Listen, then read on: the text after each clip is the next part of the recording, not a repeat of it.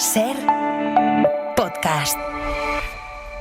Estás escuchando el abierto de Hoy por Hoy. Cada día analizamos las noticias más relevantes de la actualidad, las claves políticas, económicas y sociales, con las voces de los protagonistas y los distintos puntos de vista de nuestros tertulianos.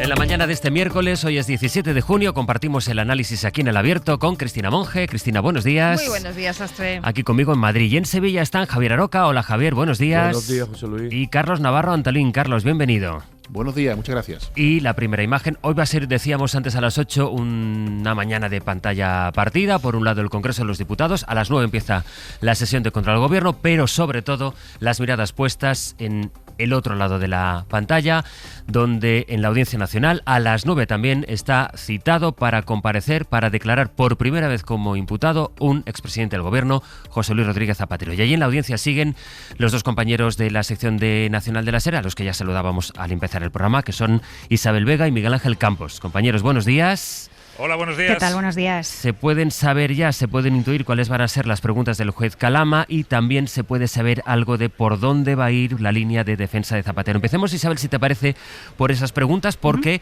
trató Zapatero, la defensa de Zapatero, de dejar para más adelante la cuestión de las joyas, pero al final hoy va todo, tanto su relación con el rescate, su presunta relación con el rescate de Plus Ultra, que es el origen de su imputación, su relación también con su amigo, Julio Martínez, y también irán la cuestión de las joyas en las preguntas de hoy y de mañana, Isabel.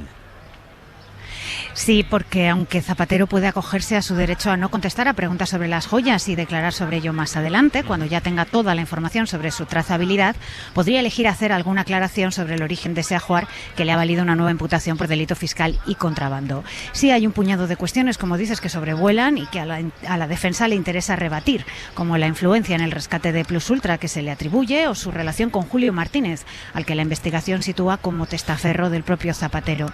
También los trabajos que hizo para su empresa y que la UDEF cree que eran simulados, y la creación de una sociedad offshore en Dubái que, según los investigadores, habría emprendido Martínez por instrucciones de Zapatero. El expresidente llega en todo caso con ganas de defender su inocencia tras un mes trabajando la estrategia con su abogado, así que veremos en unas horas qué da de sí. Campos, ¿qué se sabe de la línea de defensa del expresidente?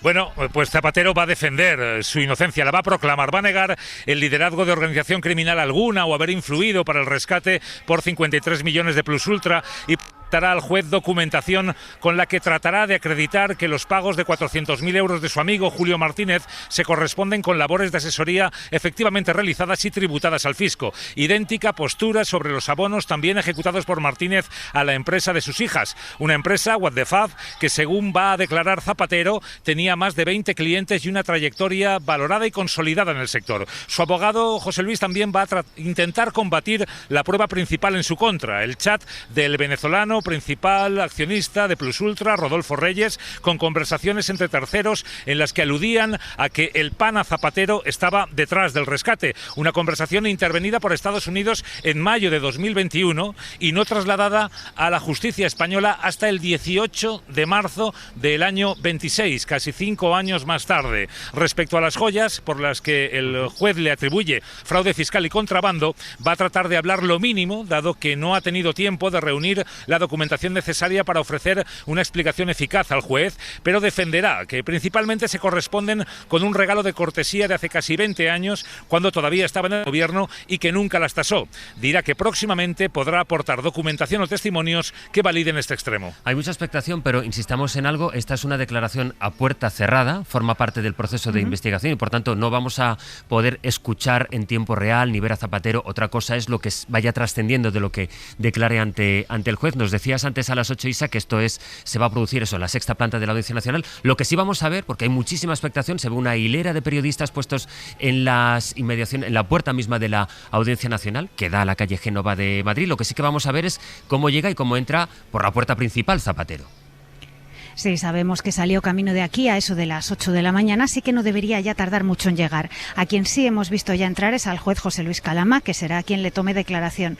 Y mientras un reducido grupo de activistas grita consignas contra el gobierno, aquí, frente a la Audiencia Nacional y rodeados de compañeros periodistas y de cámaras de televisión, se hacen cábalas sobre cuánto va a durar esta sesión, porque el magistrado ha habilitado también mañana por la mañana, pero quizá no se alargue tanto. También sigue en el aire la estrategia y si Zapatero contestará solo al juez y a su abogado o se abrirá también a preguntas de la Fiscalía y quizá de alguna otra defensa. Os lo iremos contando desde aquí, frente a esta puerta principal de la audiencia, que es, como dices, la que da a la calle Génova y que es por donde está previsto que acceda el expresidente Rodríguez Zapatero. Ahora volvemos con nuestros compañeros Campos y con Isabel Vega, con muchos pájaros de fondo, como pueden percibir, y trataremos de contar aquí en directo el momento en el que llegue Rodríguez Zapatero. Ahora volvemos a la audiencia a las 8:35. De momento, decías tú en las claves, Cristina, que llega ahora sí la hora de la verdad de Zapatero en cuanto a su estrategia judicial, pero también en lo que depende de lo que diga Zapatero ante el juez, que es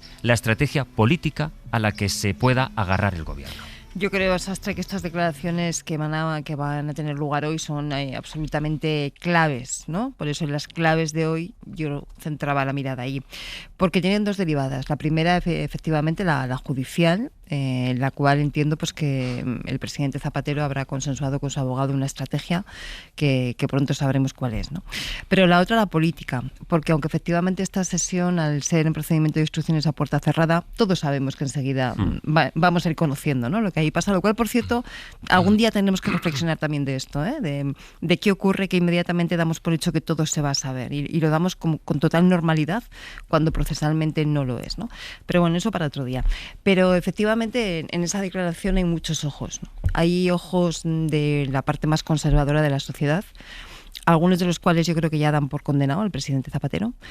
Hay ojos de la parte más progresista que sería muy difícil, ¿no?, que encontraran un motivo para no pensar que esto es un complot, porque de alguna forma pues están agarrados a esa teoría.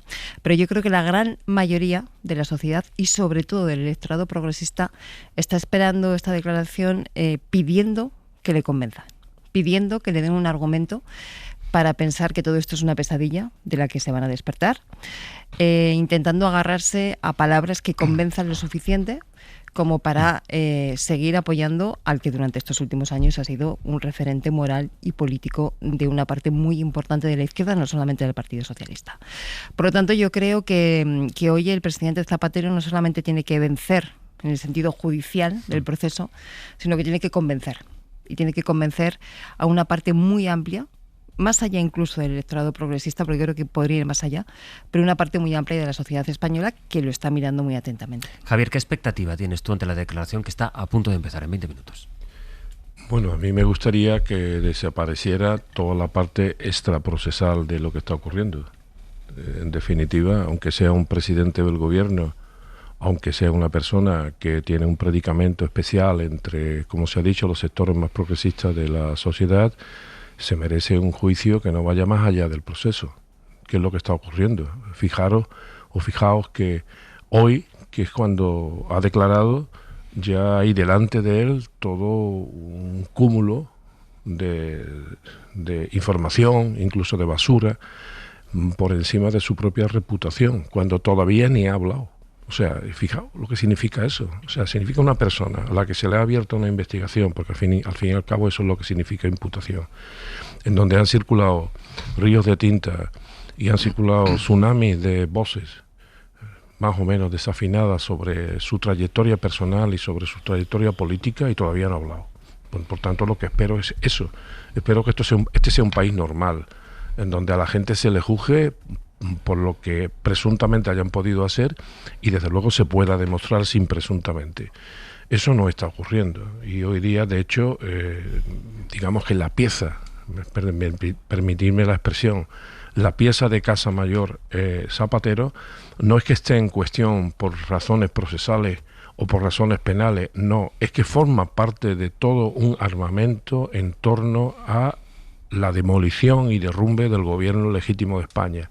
Y eso es verdaderamente preocupante, porque la conducta de Zapatero o de quien fuere podría ser, por ejemplo, el señor Aznar en su momento, o podría ser incluso Felipe González, por decir otros presidentes del gobierno, en ningún caso tiene que suponer una consecuencia ni directa ni indirecta para un gobierno que legítimamente ha sido elegido por los ciudadanos de un país, el que sea España, o sea Bosnia, o sea Uganda incluso. Carlos. Yo creo que esta primera sesión, que habrá varias, pues de esta primera sesión lo más interesante va a ser ver cómo es la línea de defensa que ha trazado el abogado. El abogado de aquí es andaluz, es sevillano, de reconocido y verdadero prestigio, es un experto en procesal y claro, todos podemos intuir que va a ir buscando pues las prescripciones, los errores en el proceso, ya incluso ha pedido que se declare más tarde sobre la joya, cosa que el magistrado, como sabemos, le ha dicho que no, y será muy interesante saber cómo plantea la defensa de, para mí, el extremo más difícil, que es cómo justifica esos pagos. Tenemos un expresidente del gobierno socialista que va a tener que explicar por qué es millonario, sencillamente, por reducirlo todo al máximo. ¿Usted por qué, cómo ha llegado a ser millonario? ¿Usted cómo ha llegado a tener esa joya? Pues esa va a ser la gran clave, porque... Y a ver si el PSOE sale ya por fin, empieza a salir del estado de ansiedad en el que se encuentra ahora mismo, ¿no?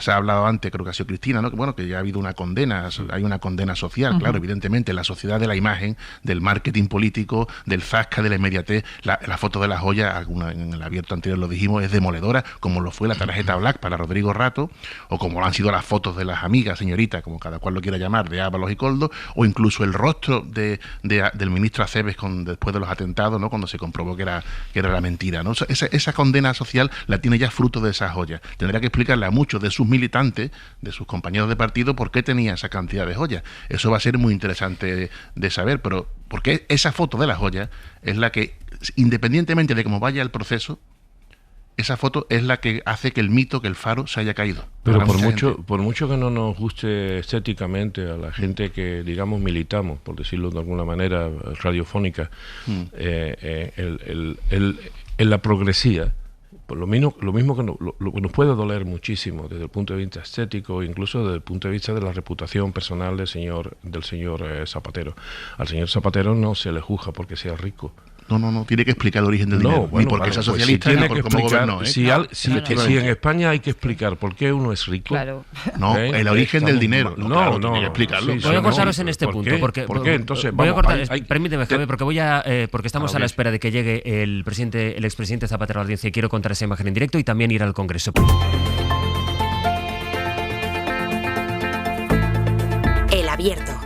Ser Podcast.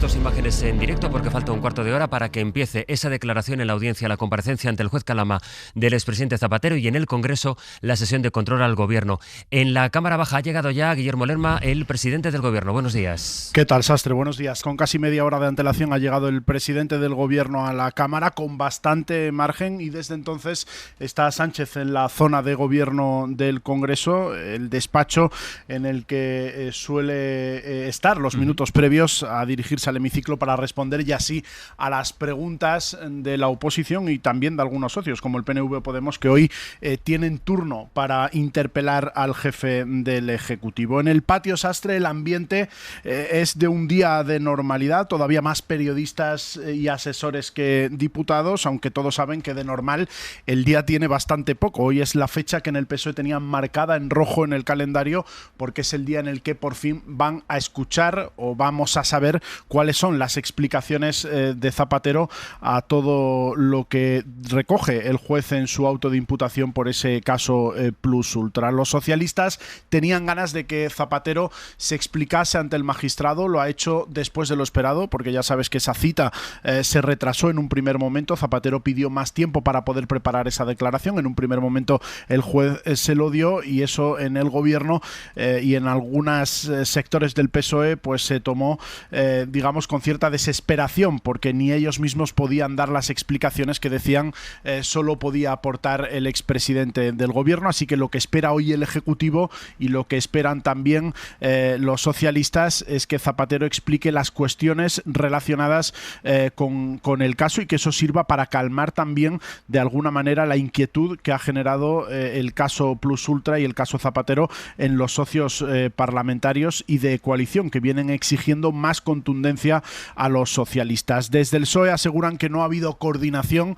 con Zapatero durante estas últimas semanas y que hubo conversaciones en los primeros días tras la imputación, pero dicen que Zapatero ha estado preparando su defensa legal y que la estrategia política del gobierno y del PSOE se ha fijado de manera autónoma. Sí que tienen, y lo reconocen, ganas de poder escuchar los argumentos del expresidente del gobierno, que esperan que sirvan para aclarar todas las cuestiones que le apuntan a él directamente. Es el día crítico de la semana crítica para el Partido Socialista. El lunes la comparecencia ante el juez Peinado, que comunicó su intención a Begoña Gómez de enviarla a juicio con jurado popular. Por cierto, aún no hay noticia de las medidas cautelares.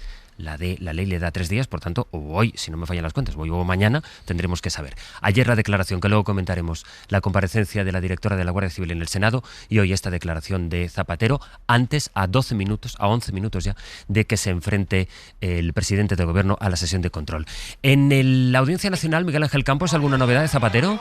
Pues acaba de entrar ahora mismo, acaba de salir del vehículo en el que ha llegado, ha saludado a los periodistas y, acompañado por el comisario principal de la Audiencia Nacional, sube en estos momentos la escalera de la puerta principal de la Audiencia Nacional, calle Génova, esquina García Gutiérrez, y acaba de entrar en el edificio para enfrentarse a esa declaración como investigado dentro de aproximadamente 11 minutos ante el juez José Luis Calama, que espera ya en el interior de la Audiencia Nacional desde las 8:08, que es cuando ha llegado. Ha entrado solo, no ha llegado acompañado de su abogado, ha bajado solo de ese vehículo con lunas tintadas y ha penetrado ya en el edificio de la Audiencia Nacional. José Luis. Ya ha dado tiempo de girarse donde estaban todos los periodistas y los fotógrafos, que entiendo que le llamaban para que se girara y tener así la fotografía. Incluso ha saludado y luego, como explica Campos, ha subido ya a las dependencias de la Audiencia Nacional. Por tanto, a unos 12 minutos de que empiece su declaración, esta es la situación a esta hora de la mañana. Va a empezar en el Congreso la sesión de control y ya está en el edificio de la Audiencia Nacional José Luis Rodríguez Zapatero, que tiene cita a las 9 con el juez José Luis Calama, el primer expresidente del gobierno imputado que declara ante el juez Calama. No solo va a tener que responder a las preguntas de su relación con el rescate, su presunta relación con el rescate de Plusultras, sino también por ese ajuar valorado en el peritaje que llegó a la mesa del magistrado, a la mesa del juez, por más de 1.300.000 euros. Va a tener que dar explicaciones hoy, quizás seguramente también mañana, sobre todo esto que le pregunte el juez. Así están las cosas a esta hora. Te interrumpí, Aroca, cuando discrepabais con Navarro Antolín en torno al origen de la riqueza. No discrepaba exactamente. Lo que quería decir Debatían, es que... si quieres. Sí. Bueno, sí, si quieres, pues, sí. Pues estoy aquí. Darle un poco de salsa, Aroca. Y, bueno, sí, hay que darle salsa, ¿vale? Hemos discurrado severamente sobre yo sí que voy a discrepar, luego. Sobre lo que ha dicho Carlos desde el punto de vista de que yo creo que a Zapatero, independientemente que eso nos pueda chirriar a los progresistas de este país, no se le está juzgando por ser rico.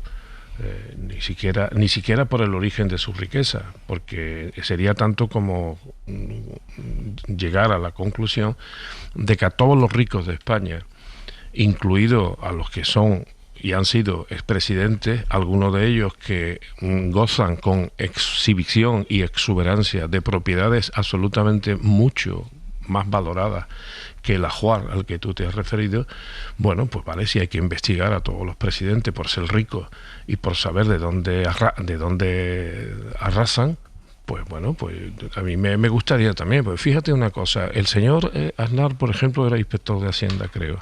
¿Se sabe cuánto gana un inspector de Hacienda? El señor González era abogado laboralista. Aquí en Sevilla lo conocemos muy bien, o muy mal. A lo mejor se le conoce más por la fama que por la realidad. Sabemos cuánto gana también un abogado. Sin embargo, todos sabemos cuál es el patrimonio de estos dos expresidentes, incluso con exhibición y en alguna que otra ocasión con recochineo, como ocurrió, por ejemplo, durante la pandemia de la COVID, ¿no?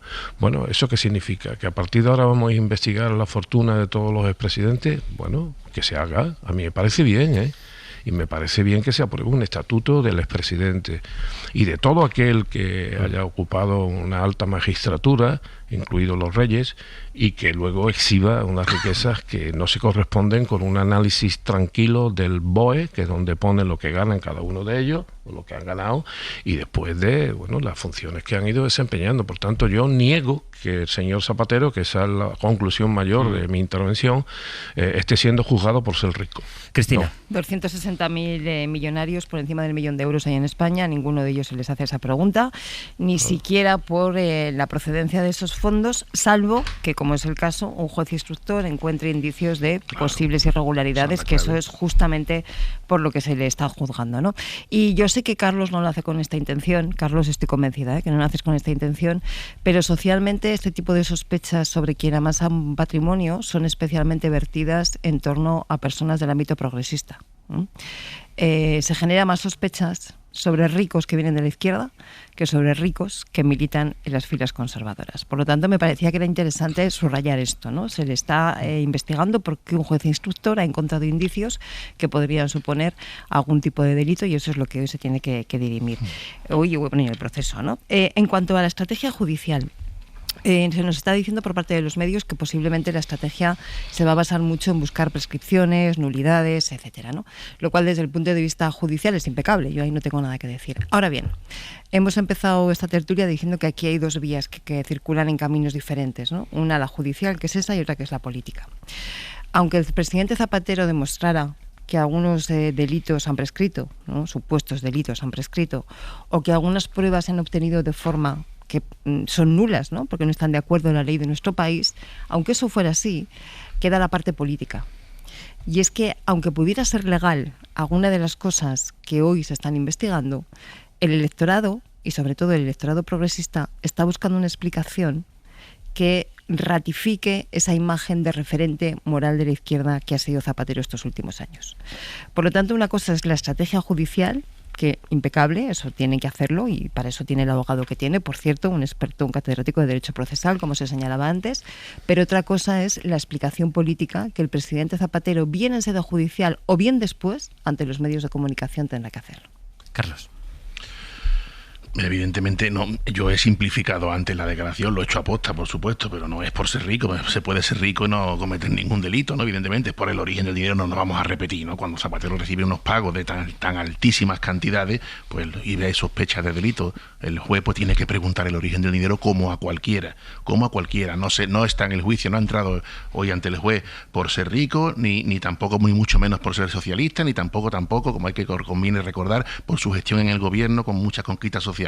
Porque todas esas cosas se dijeron cuando estalló el escándalo de la imputación, y ya algunos poco a poco se han ido calmando. Vamos a esperar el hecho probado, que es la primera vez que un expresidente comparece ante un juez por 7 delitos, nada menos que 7. Vamos a esperar, ese es el hecho probado, y en sí lo que sí tengo yo una impresión que coincido con algunos líderes de la izquierda, como Antonio Maillo, Andalucía, José Ignacio García. Al fin y al cabo uno se queda con la reflexión, dice, ¿y un expresidente tiene que estar en esos tejemanejes? ¿Tiene que estar en esos jaleos? Un presidente tiene un sueldo vitalicio, tiene sus escoltas, su conductor, su jefa de gabinete o secretaria, su vida resuelta, tiene que estar, no es una figura de prestigio, que ciertamente por eso se le atribuyen todas esas facultades o esos derechos una vez que ha dejado el cargo, para que no tenga que depender de intereses económicos privados. Yo creo que ahí también cabe esa reflexión que acertadamente esos líderes de izquierda han apuntado.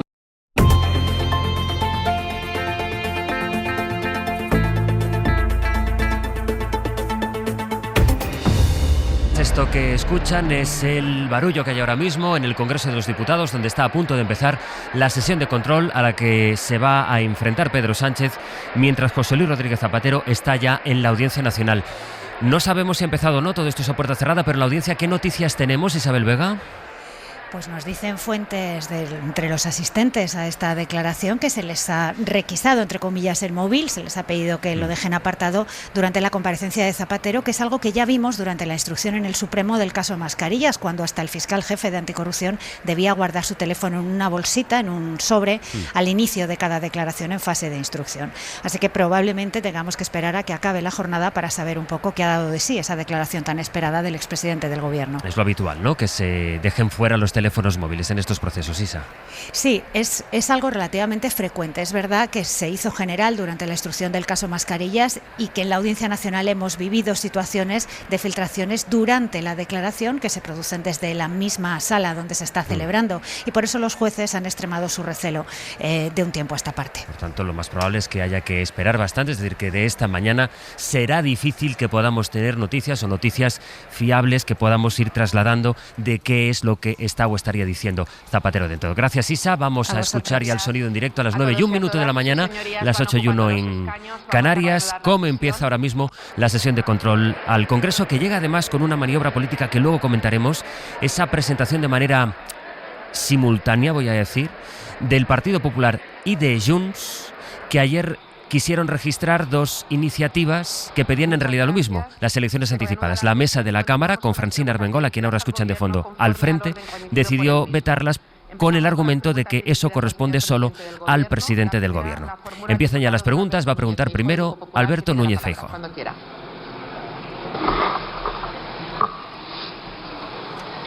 Señora presidenta, señor Sánchez, le preocupaba cómo le recordaría la historia. Se lo digo yo. Por ser el presidente con más sospechas de corrupción de la democracia española. Fíjese, el lunes pasado su mujer volvía al juzgado. En este mismo instante, un expresidente, por primera vez, del Gobierno de España está delante de un juez acusado por 6 graves delitos de corrupción. El que iba de Gandhi español. Ese, al que para usted es su faro moral. El señor Zapatero sigue contando con su apoyo o, a partir de ahora, actuaba por su cuenta. Se lo pregunto porque es siempre el mismo guión. Primero el bulo, después la conspiración, y cuando no hay escapatoria, bueno, es alguien que actuaba por su cuenta. Es lo que están haciendo con las cloacas. A ver si lo entendemos. Las pagaba su partido, las dirigía su número 2, y el objetivo era defender a P.S. Es decir, el objetivo era defenderlo a usted. Y usted no se enteraba de nada. La verdad es que sus argumentarios cada día son más ridículos, señor Sánchez. Ahora entendemos por qué lleva más de un año sin querellarse contra Antoñita la Fantástica, como le llama su gobierno a Leire Díez. ¿Cómo van a denunciar a quien incumplía sus órdenes? ¿Cómo van a denunciar a quien realmente seguía sus órdenes al dedillo? Mire, sería tan coherente como, no sé, prohibir de militancia socialista aquel que se haya beneficiado de forma directa o indirecta con los negocios de la corrupción. ¿A qué eso no le encaja, señor Sánchez? Mire, usted no acepta ninguna propuesta de la oposición, pero debería de aceptar una. Mañana tendremos derecho a votar aquí la continuidad de la legislatura, pero usted es un cobarde. Usted le tiene miedo a la democracia. Era lo que nos faltaba, señor Sánchez. Ya no es que no quiera que votemos en urna, sino que además no quiere que votemos en el Congreso. No tiene derecho a amordazar el Parlamento. Usted no es un demócrata. Señor Sánchez, si yo fuera una mala persona, solo le diría una cosa. Solo le diría una cosa. Ánimo, Pedro. Muchas gracias, señoría.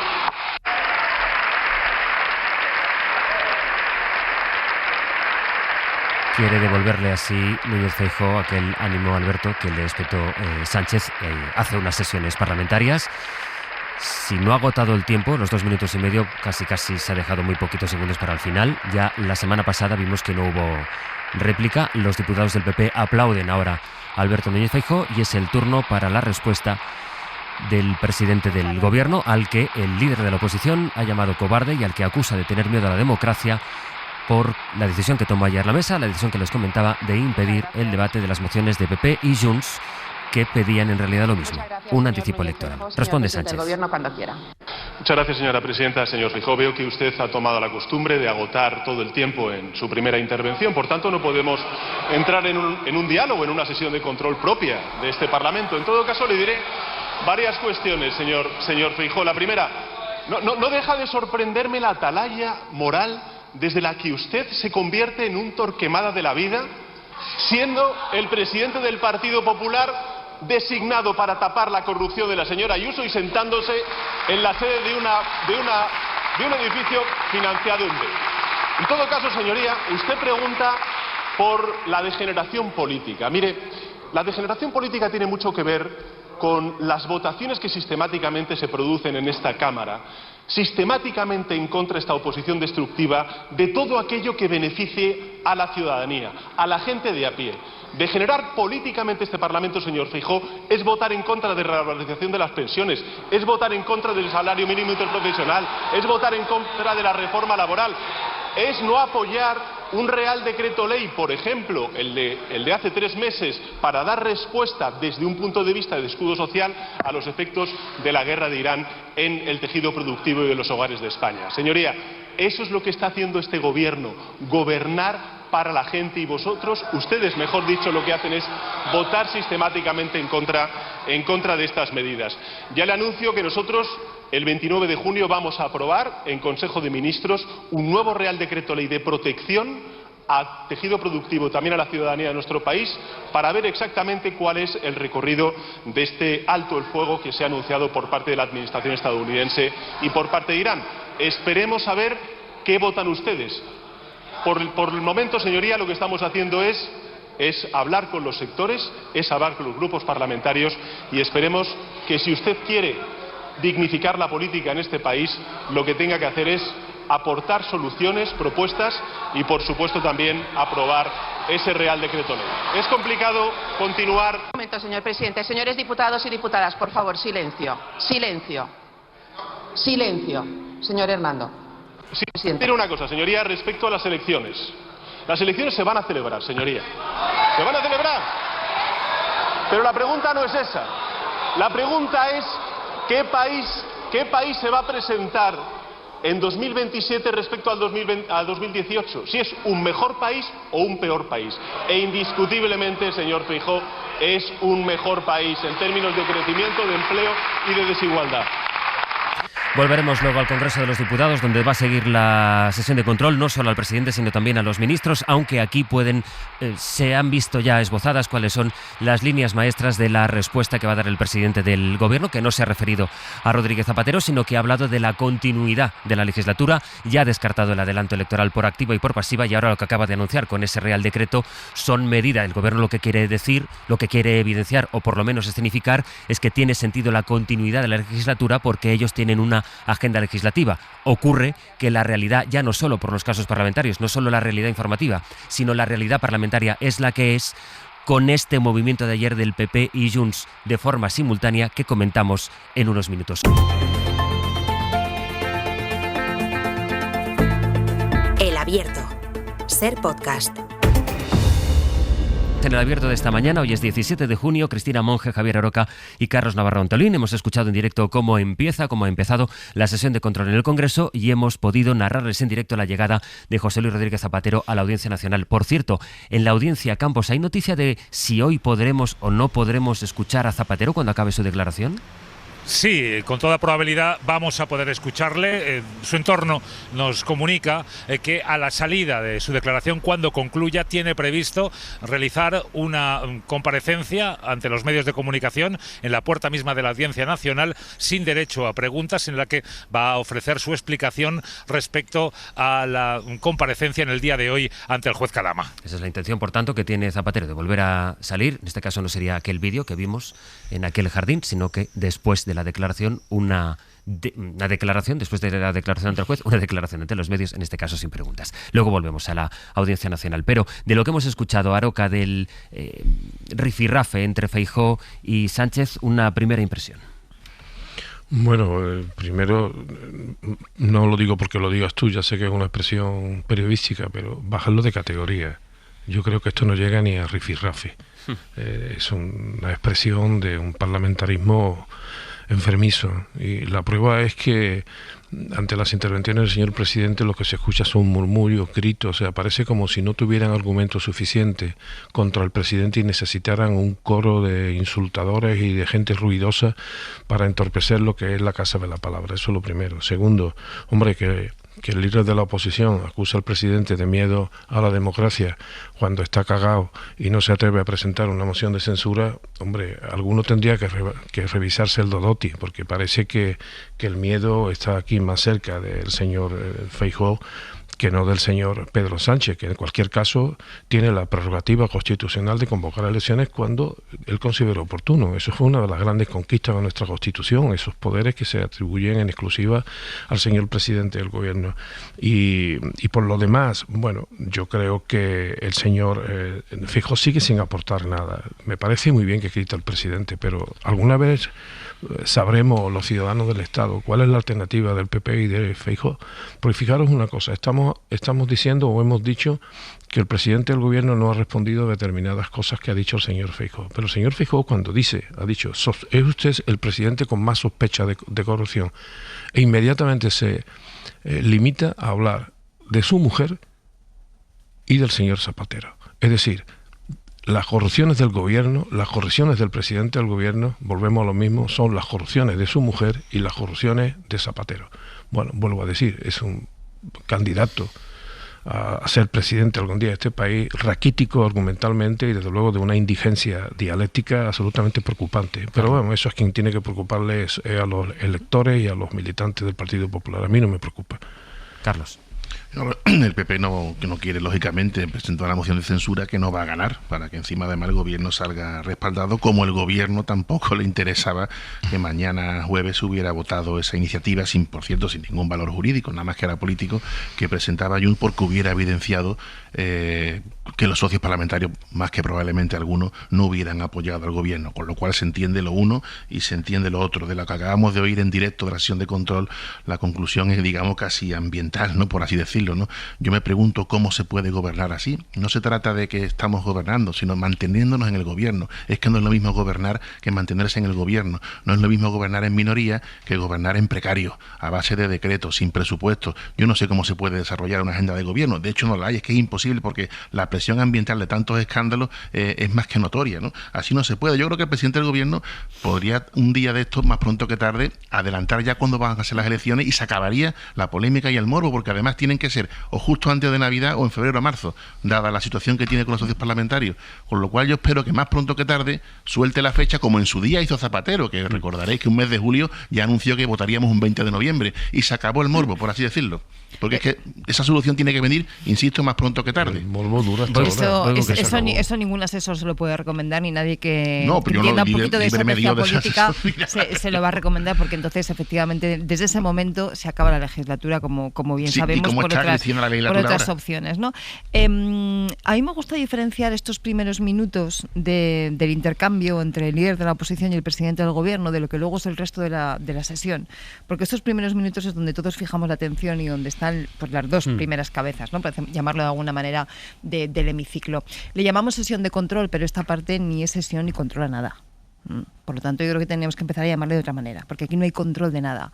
Hay sistemáticamente una acusación de trazo grueso del jefe de la oposición al presidente del gobierno, y una contestación del presidente del gobierno con una primera parte que hace ya muchas sesiones de control, que es la misma, que es el y tú más, y luego una segunda parte que va modulando. Esta vez a mí me ha parecido ver una respuesta a esas declaraciones de Rufián de ayer, muy sistemáticas, que vino a decir algo así como que aguantar para nada es tontería.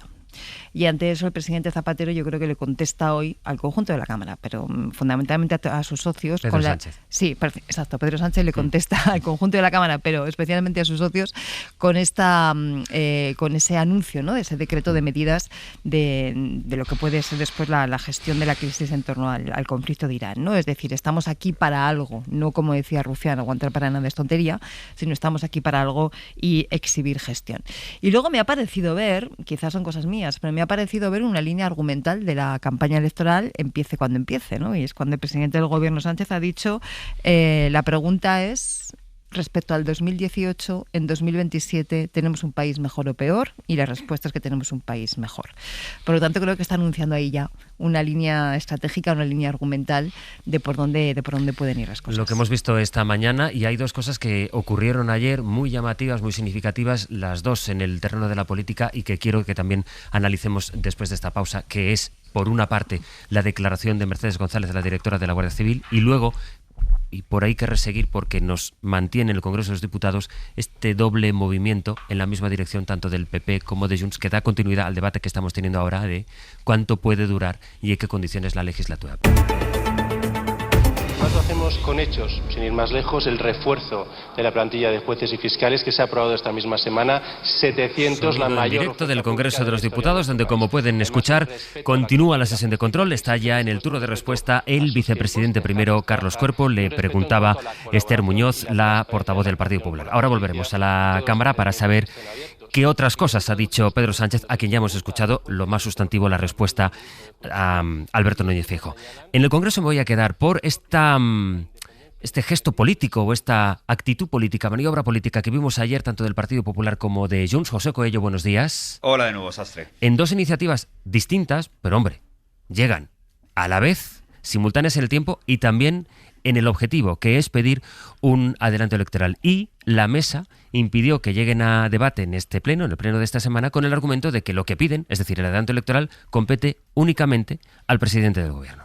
Sí, ayer vivimos uno de esos días en el Congreso en los que hubo la sensación de que nada es casual, ¿no? Porque pasado el mediodía, con una diferencia de apenas minutos, primero Junts y luego el PP incluyeron una enmienda a una moción sobre Carlos Cuerpo en la que pedían disolver Cortes y convocar elecciones anticipadas.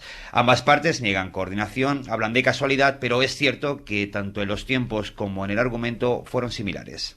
És evident la situació d'extrema debilitat en què es troba el govern de l'Estat.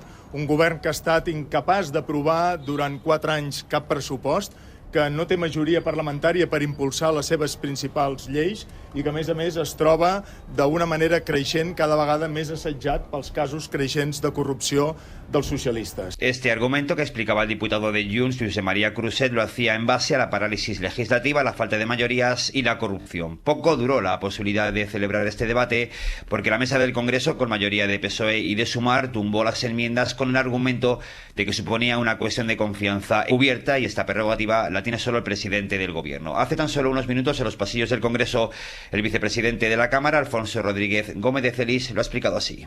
Y en este caso concreto es evidente que es una especie de fraude de ley, puesto que ante la no valentía de presentar una moción de censura, que es lo que corresponde y según dice la Constitución, pues se trata de realizar una especie de triquiñuela, de fraude de ley.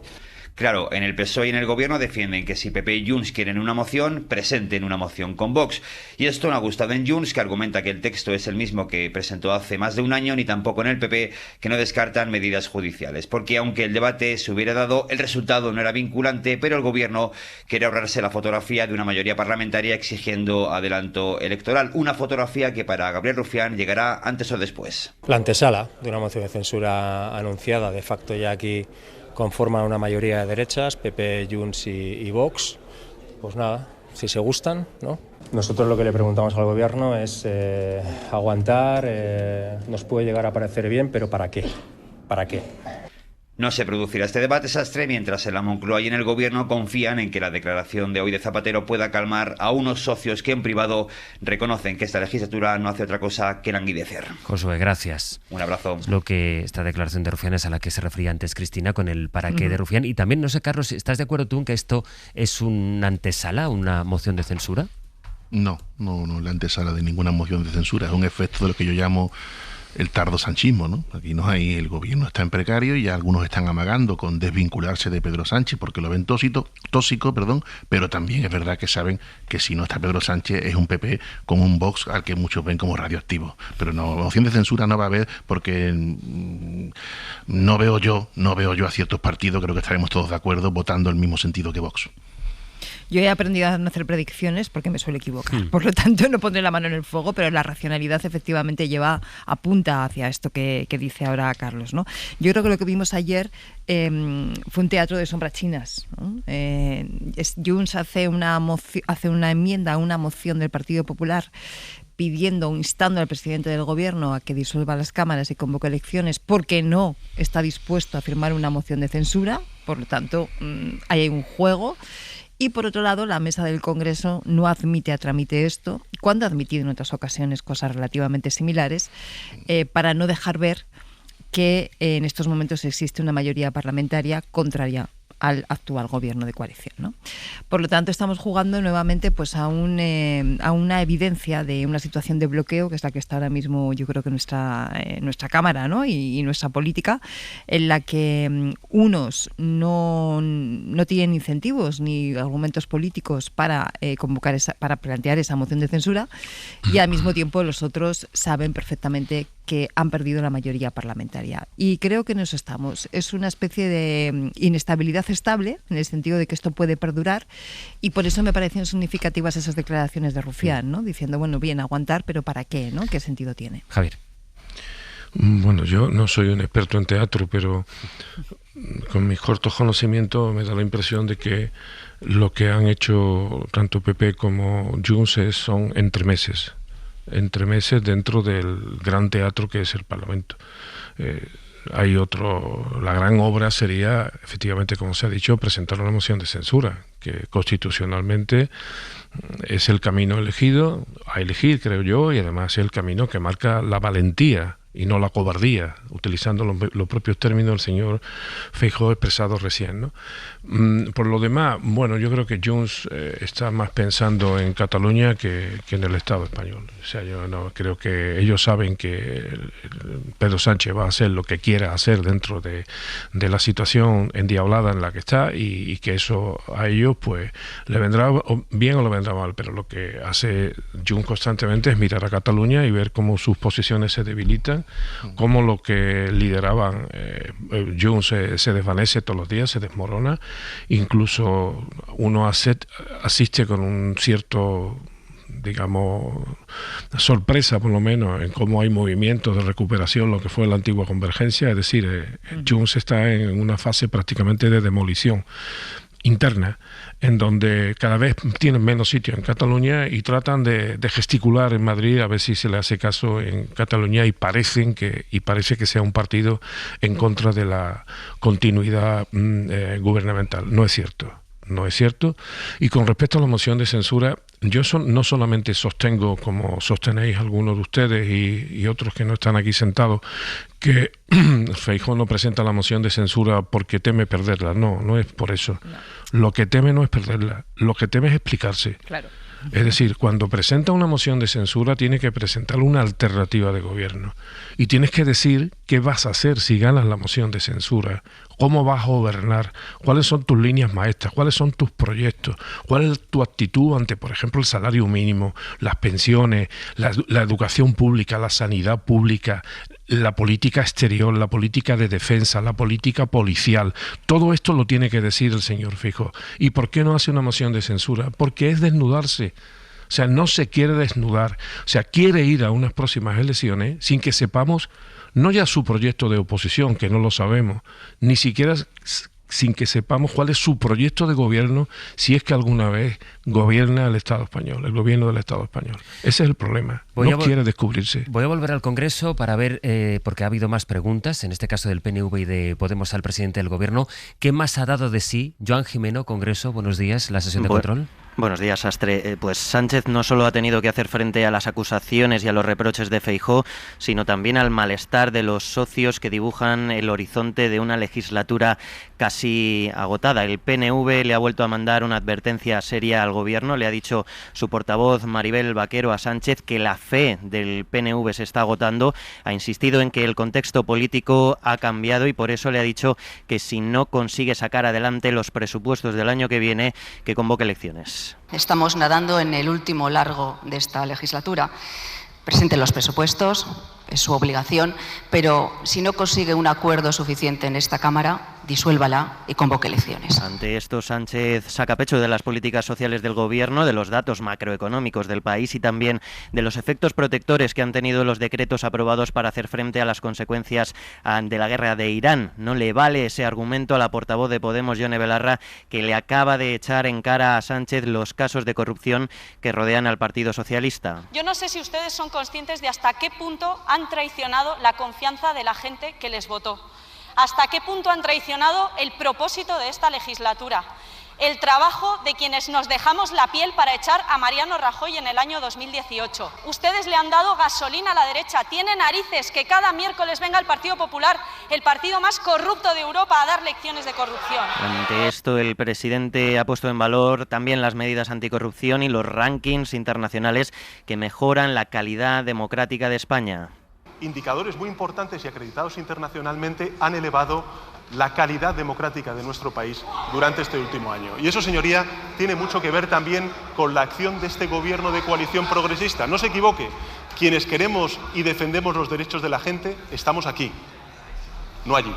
Continúa la sesión de control a esta hora. Sastre, responde Carlos Cuerpo a las preguntas de Juan Bravo, del Partido Popular. Gracias, Joan. Foto política en este momento de la mañana, cuando se cumplen ahora 20 minutos desde que el expresidente Rodríguez Zapatero ha empezado a responder a las preguntas del juez Calama, porque ha empezado a las 9:12. Por cierto, ¿se sabe ya, Campos, a quién está respondiendo Zapatero? Sí, según nos cuenta su entorno, José Luis Rodríguez Zapatero solo está contestando a las preguntas que formula el juez José Luis Calama y su propio abogado defensor Víctor Moreno Catena. No responde a las preguntas de Elena Lorente, la fiscal anticorrupción encargada de este caso. Reitero, solo a las preguntas que formule el juez José Luis Calama y su abogado Víctor Moreno Catena. Está desde luego en su derecho, incluso hubiera estado en su derecho de no contestar, de no declarar en el día de hoy, pero ha decidido pues llevar esa estrategia en el día de hoy ante el juez. Solo contestará las preguntas del propio magistrado y de su letrado defensor. 22 minutos lleva esta comparecencia en marcha, en la que, como nos cuenta Miguel Ángel Campos, solo responde Zapatero a las preguntas del juez y de su abogado. Hasta luego, Campos. Hasta ahora. Volveremos en cuanto haya novedad a la Audiencia Nacional. Hemos analizado lo que dio ayer de sí la jornada en el Congreso, lo que está dando de sí ahora mismo en el Congreso, y ayer quien compareció en la otra Cámara parlamentaria de este país, en el Senado, fue Mercedes González, la directora general de la Guardia Civil. Javier Bañuelos, hola de nuevo, Bañu. ¿Qué tal, Sastre? ¿Cómo estás? En este caso, por el caso Leire Díez, en concreto por las reuniones que negó el ministro de Interior que se hubieran producido y que luego acabó reconociendo Mercedes González que tuvo con la llamada fontanera de Ferraz. Ella misma ha dice que la fontanería se le da muy bien. Bueno, entre estas labores de fontanería se supone que estaban las reuniones con Mercedes González, de las que tuvo que dar cuenta ante los senadores, y lo que hizo Mercedes González Bañuelos fue negar que ella haya participado nunca en una trama contra el cuerpo policial que ella dirige, contra la Guardia Civil. Sí, Mercedes González Sastre, realmente siguió el guión que ya marcó su comunicado de la semana pasada. Ayer la verdad aportó pocas novedades en su relato, pero sí hubo algún detalle desconocido hasta ahora. En concreto, Sastre, ayer en el Senado la directora de la Guardia Civil desveló que hace más de un año ella misma reconoció a la cúpula de la UCO que se había visto con Leire Díez. Fue la primera vez que se supo internamente de ese detalle. Se lo contó al propio teniente coronel Antonio Balas, recordemos, objetivo directo de la conocida como fontanera. Mercedes González lo reconoció en una reunión privada con el DAO, el jefe de la UCO, y lo dicho, el propio Antonio Balas. Fue un encuentro cordial, cargado de la seriedad del momento, en el que expresamente reconocí que conocía a Leire y que me había visto con ella en alguna ocasión.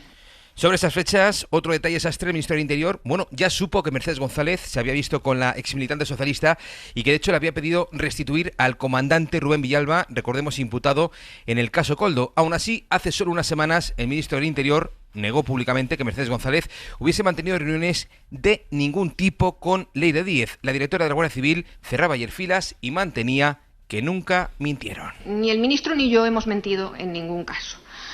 Yo conozco a Leire Díez. No lo he negado nunca. Nunca me habrán escuchado decir que yo no conozco a Leire Díez. Lo que sí me habrán escuchado decir es que yo no he mantenido ninguna reunión con Leire Díez para intentar entorpecer las investigaciones de la Guardia Civil. Mercedes González niega haber mentido, pero ayer en el Senado no explicó, por ejemplo, por qué siguió mensajeándose con Leire Díez, pese a que ya sabía que estaba siendo investigada por la UCO, ni tampoco por qué activó el borrado de mensajes de su chat con la exmilitante socialista. De hecho, Sastre ayer minimizó la importancia de ese detalle, de ese borrado de mensajes en su WhatsApp. El borrado de mensajes que entonces coincide y porque es el mismo día que el director adjunto operativo se va a la cafetería de la dirección de la Guardia Civil. Pero, ¿de verdad? Bueno, es cierto que ese borrado de mensajes coincide con el momento en el que el DAO, el teniente general Manuel Llamas, planeó abrir una investigación sobre las filtraciones de los WhatsApp entre Ábalos y el presidente Sánchez. La directora ayer sí defendió la necesidad de abrir aquella investigación. Póngase en ese momento donde el propio señor Ábalos estaba señalando a la UCO como autora de esas filtraciones. ¿Cómo no nos íbamos a defender?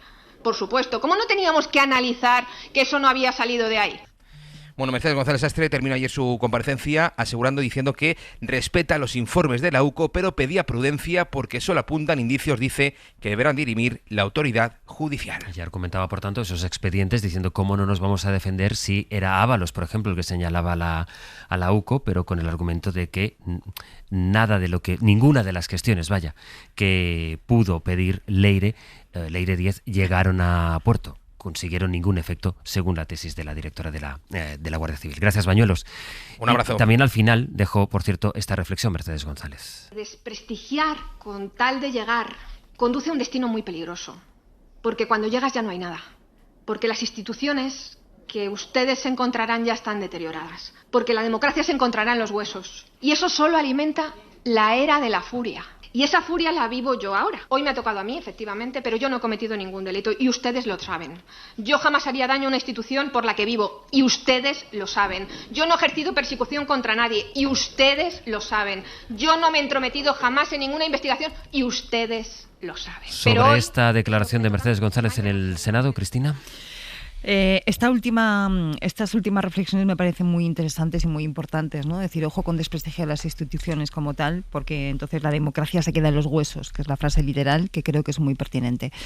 Ahora bien, hay cosas que hay que explicar de todo lo que vimos, ¿no? Veíamos ayer a la directora de la Guardia Civil decir que ya no había mantenido reuniones, había tomado un par de cafés, ¿no? ¿Cuál es la diferencia entre reunirse y tomar un café? ¿Cuál es la diferencia entre reunirse y comer? Un té, dijo luego. O un té, perdón. Es que, es más, a mí me parece más grave que se tomen tés con personas, ¿no? De entornos políticos teniendo esta responsabilidad pública sin ningún tipo de control. Precisamente por eso, cuando hablamos de rendición de cuentas y cuando hablamos de buen gobierno, se hace mucho hincapié en que los responsables políticos, tanto del gobierno como parlamentarios, tengan que tener una trazabilidad de con quién se reúnen y para qué. Y por eso cuando tú vas a una reunión, una sede oficial, queda registro de que entras, queda registro de con quién te reúnes. Si las cosas se hacen bien, se tiene que registrar también cuál es el asunto de esa reunión. Y luego es posible hacer una trazabilidad que explique con quién se reúnen los responsables políticos, ¿no? En ese sentido, salvo que se tratara de una relación estrictamente personal, de amigas, por decirlo de alguna manera, o de conocidas, que en ese caso, obviamente, pues bueno, a nivel personal cada uno toma cafés, tés o come o cena con quien quiere, pero salvo que eso fuera así, yo creo que hay que extremar las precauciones para que este tipo de encuentros sean lo menos extraoficiales posibles y por lo tanto que estén sujetos a todo tipo de control. A mí eso me faltó ayer de esa explicación y también me sorprendió que sus señorías que estaban ahí presentes, ¿no? En la sesión de control, no, o al menos por lo que trascendía a los medios de comunicación, no se hiciera alusión a esto. Parece que tomar un café o un té es menos relevante que reunirse en sede oficial. No. O sea, lo que habla de los criterios de buen gobierno es que esas reuniones se mantengan en sede oficial con todos los controles y la transparencia adecuada. Javier. Bueno, yo creo que cuando acabe todo esto y conozcamos toda la libreta, los cuadernos de Leire 10, no sé si luego vamos a ver los cuadernos de más gente, pero si solamente fuera por conocer las libretas y los cuadernos de Leire 10, supongo que como mínimo al PSOE le caerá el cartel de ser el partido más torpe de la historia, independientemente de que tenga consecuencias penales o no. O sea, yo veo el devenir de esta señora y me la imagino por los pasillos, por los cafés, por los tés, tal cual, con toda la más alta dirigencia del Partido Socialista, y es que me echo a temblar. Pero me echo a temblar porque no entiendo cómo es posible que estas personas se aproximen de esa manera a los partidos políticos y que caminen a sus anchas con una especie de reverencia que no entiendo. Pero bueno, en cualquier caso lo tendrá que aclarar el Partido Socialista y luego cuando llegue el caso, pues determinar si alguna de las cosas que han ocurrido en los alrededores de Leire Díez es delito o no. Con respecto a la directora general de la Guardia Civil, yo creo que a la directora general le persigue la mentira. Eso es lo verdaderamente relevante. Por mucho que se explique, hay una parte inicial en donde se ha afirmado y se ha negado, y eso no es bueno en política. Y eso no sé si es determinante de que dimita o no, eso lo tendrán que decidir ellos, pero evidentemente suena extraño, y eso independientemente de que sea una amiga o que deje de serla. Mire usted, si usted se ha reunido, pues se ha reunido. Y si no se ha reunido, pues no se ha reunido. Lo importante no es que se reúna, lo importante es el contenido de esas reuniones.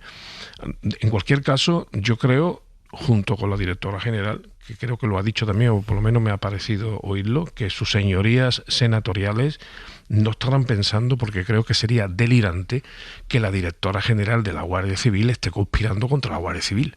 Es que a mí eso no me cabe en la cabeza, porque sería tanto como admitir que el cuerpo de la Guardia Civil es un cuerpo tontorrón, que permite que su directora general conspire contra ellos mismos. O sea, no lo entiendo. Eso, no sé, ya ni siquiera es una explicación penal ni política. Es una explicación de sentido común.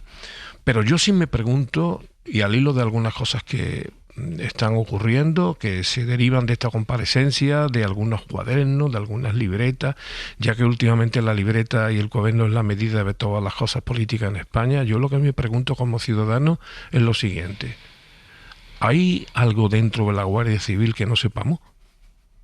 O sea, ¿está pasando algo dentro de la Guardia Civil? Porque sería gravísimo que estuviera ocurriendo. Porque aquí salen con mucha ligereza, y solamente me estoy refiriendo a las tramas políticas / corrupción, no a otras, salen con mucha ligereza desde el DAO hasta altos oficiales y oficiales de menos graduación. Pero evidentemente yo esto no lo he visto en mi vida en la Guardia Civil, en mi vida. Luego, por tanto, yo pregunto, ni siquiera en los tiempos turbios de Roldán, que tuvo mucha implicación también la Guardia Civil, pero la pregunta es esa: ¿pasa algo dentro de la Guardia Civil que tengamos que saber, que nos están ocultando? Bueno, me parece que es una pregunta, ya sé que es inquietante, pero es que la inquietud política en democracia también es importante.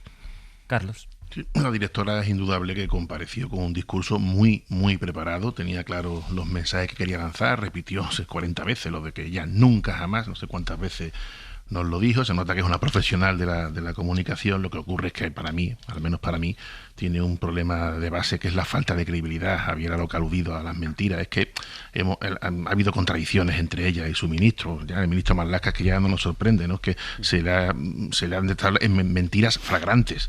Y eso ya lo hemos normalizado, ¿no? Y al final se atreve a advertirnos que la democracia se la pueden encontrar cuando haya un cambio de gobierno, si lo hay, pues en los huesos, ¿no? Evidentemente, mire usted, pues señora directora, yo estoy de acuerdo en que cuando este gobierno acabe, pues habrá que hacer una suerte de regeneración de las instituciones. Ya veremos cómo se hace y quién la hace. Pero evidentemente el final del sanchismo, cuando se produzca, está ligado a esa obligación de regenerar las instituciones. Y después, por último, bueno, casi parece de Barrio Sésamo tener que diferenciar una reunión de un café, ¿no? Pero a mí me recordó cuando aquel caso Juan Guerra, que Javier se acordará bien, que al final, cuando había que justificar por qué tanta gente pasaba por el despacho del hermano del entonces vicepresidente, no, era para tomar cafelito, ¿no? Al final el café siempre aparece, digo, por hacer un guiño de buen humor del pasado. Sí, pero una muy breve, Javier. No, digo, sí, por los oyentes de fuera de Andalucía. El señor Guerra tenía despacho en la delegación del gobierno, ¿eh? Sí, sí. Despacho oficial, cuidado. Sí, correcto. Que no es lo mismo. Son ahora las 10 menos cuarto, en marcha desde las 9:12 la declaración de Zapatero ante el juez Calama. Está respondiendo, como nos contaba Miguel Ángel Campos, a las preguntas del juez y también de su abogado en la Audiencia Nacional. En marcha en el Congreso la sesión de control. Mientras ella le intenta convencer que no ha dicho lo que ha dicho, yo le digo que ha dicho que efectivamente la cloaca no ha funcionado, y en eso estamos de acuerdo. ¿Y sabe por qué? Responde ahora precisamente sobre el caso Leire el ministro de Justicia, diciendo que las instituciones instituciones han funcionado. Hay otro asunto que no pertenece estrictamente a la página política, sino más bien a la económica, pero sí quisiera por lo menos, no tendré mucho tiempo de comentarla, pero sí quisiera por lo menos apuntarla. Llevamos cierto tiempo contándoles que las bajas laborales no dejan de crecer. Al cierre del año pasado había más de 1.200.000 personas en un proceso de incapacidad temporal en nuestro país, es decir, que estaban de baja. Esto supone que casi se han duplicado desde 2019.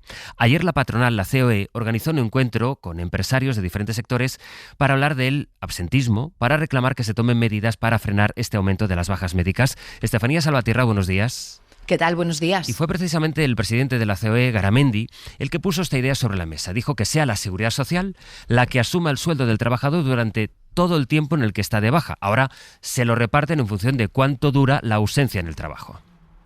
Sí, bueno, lo que dijo Garamendi es que durante los 15 primeros días de baja sea la Seguridad Social la que asuma el coste de la baja médica. Es lo que considera Garamendi mientras no se apliquen medidas para desatascar el colapso del sistema público de salud y la descoordinación entre administraciones públicas, tanto la autonómica como la estatal. Dejó claro el presidente de los empresarios que se necesitan más sanitarios y mejor pagados, además de un control más exhaustivo por parte de la Inspección Médica al trabajador que está de baja. Mientras esto sea así, el funcionamiento del sistema siga siendo, en palabras del propio Garamendi, deficiente, es la Seguridad Social la que debe asumir el pago íntegro de los 15 primeros días de la baja médica, por lo que propone librar a las empresas de las cotizaciones si se dan estos dos casos.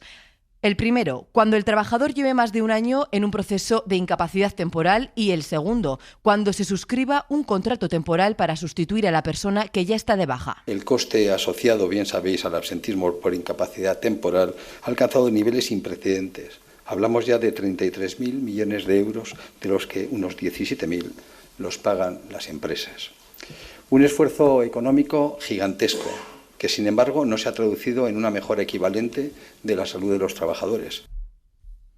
Y ojo, porque en los convenios que se están empezando a firmar ahora vemos una disminución de la protección a los trabajadores que están de baja y son reincidentes. Por ejemplo, en el convenio del metal en Ciudad Real, a partir de la tercera baja deja de abonarse el complemento por IT, salvo enfermedades crónicas u hospitalización debidamente justificada. Vamos a recordar cómo han crecido las bajas laborales en este último año. Cuando hablamos de absentismo, en ese término se incluyen tanto las bajas como los permisos por paternidad, por cuidado de familiares, etcétera. O sea, los días no trabajados gracias a estos permisos son cada vez más, pero sí es cierto, Estefanía, que el número de bajas ha crecido especialmente desde la pandemia.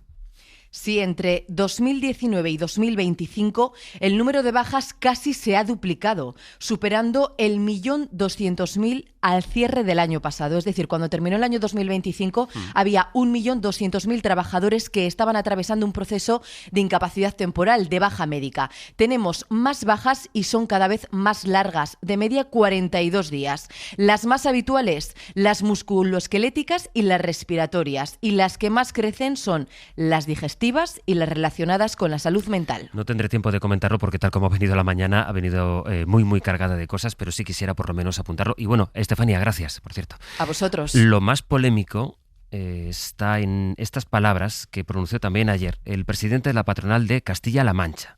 Se llama Ángel Nicolás. Hablaba sobre las bajas laborales, precisamente, en este foro de absentismo, y los jóvenes, conviene escucharlo. Ahora tenemos una baja, no porque la empresa le haya maltratado, no, tenemos una baja porque le ha dejado la novia, así de claro. Entonces, cuando por fin consigues averiguar qué es lo que está pasando con las bajas de ITCC en la parte que afecta a la salud mental, te das cuenta que tenemos una población joven que no es comparable a la nuestra. Es decir, sin ánimos de ofender, yo tengo 2 hijos en esa edad, pero son unos memos. O sea, cualquier cosa que les ocurra en el trabajo ya es un problema. Un problema, o sea, el que el jefe le diga que tiene que cumplir con su horario y su trabajo ya le supone un acoso laboral. ¿Cuántas demandas no tenemos en los juzgados por acoso laboral porque el jefe le ha dicho al empleado que trabaje? Entonces, automáticamente al día siguiente ya ha cogido la baja. Pero claro, es que la baja se la da a alguien. Este señor es el presidente de la patronal de la COE en la Comunidad de Castilla-La Mancha, Ángel Nicolás. Bueno, no tengo tiempo para comentarlo, pero hay cosas que se comentan solas y personajes que se descalifican solos.